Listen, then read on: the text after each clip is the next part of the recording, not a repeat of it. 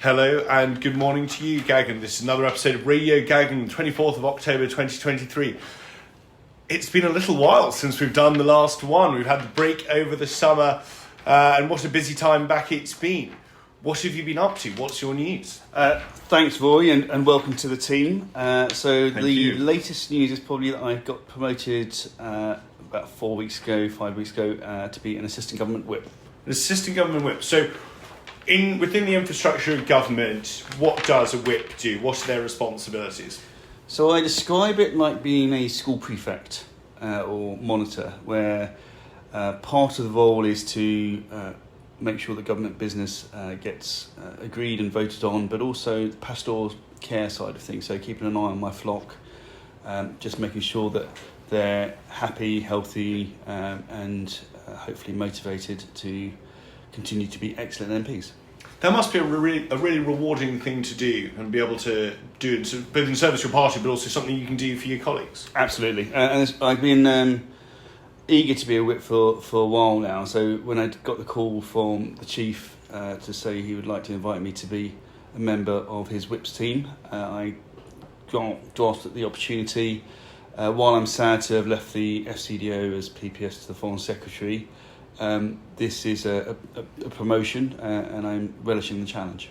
Well, I suppose I should congratulate you on your promotion then. I suppose it's always the transitory nature of political jobs, in that you like doing one thing, and because you're good at it, you get promoted to do another thing. You're sad to leave, but it all gets quite dovetailed. So you talk about your relationships with your colleagues, and I think often people are interested to know about the friendships and the relationships that are behind the scenes in Parliament, the more human aspect. So who would you say, an individual, has been a significant influence on you during your parliamentary career? Probably the Foreign Secretary, and I say that as someone that was his PPS for a year. I was lucky enough to know James Cleverly prior to getting elected as Member of Parliament. He's an Essex MP, so when I was an Essex councillor... nice local connection there. Absolutely, and I think we are lucky as a parliamentary group. There's a lot of impressive people. So while no one individual is perfect, there's attributes in each and every one of my colleagues that I look up to and try and emulate.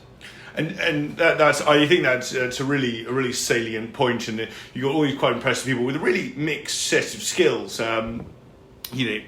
James Cleverly was a military man, has a lot of track record behind him. And can you think of a particular instance, a memory that stands out to you of him, sort of an interpersonal moment? So he's a real charmer. Yeah, he is. He is. It's one of the attributes that I try and emulate. Is actually he's always nice, but don't let that fool you that he doesn't have an iron rod as a back.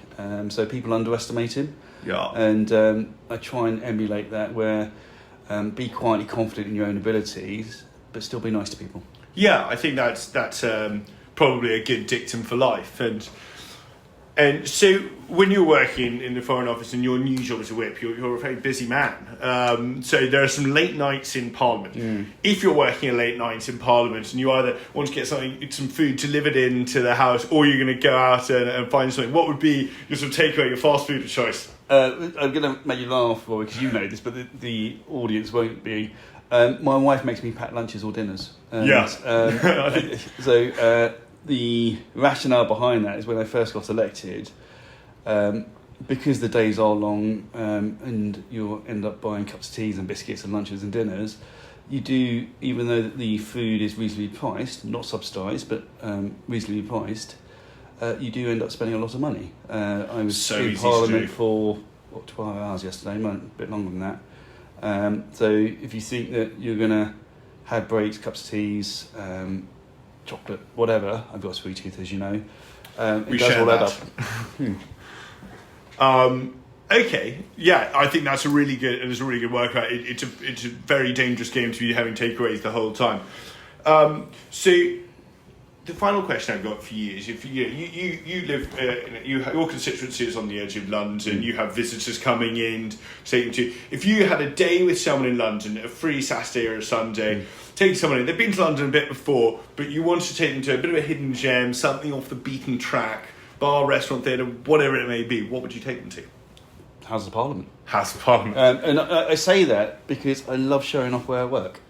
We are privileged to have the honour of representing and working within Parliament.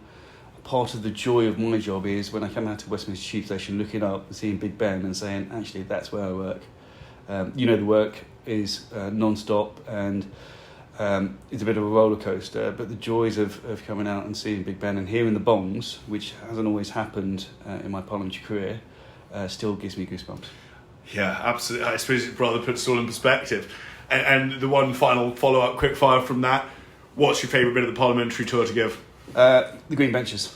Yeah. And as you're aware, I still get nervous when I speak on the green benches. When you're going on tours, there's always signs saying, please do not sit down or touch. And I'm allowed to as a member of Parliament, so I do make the most of that opportunity. Right, well, thank you so much. Really great answer. I really think we've got an insight into you, what you're doing, particularly this month. And we'll have more of the same coming up soon on the next episode of Radio Gagan. So please do tune in for more of that. Thank you, Gagan, for your time. Thank you, Roy.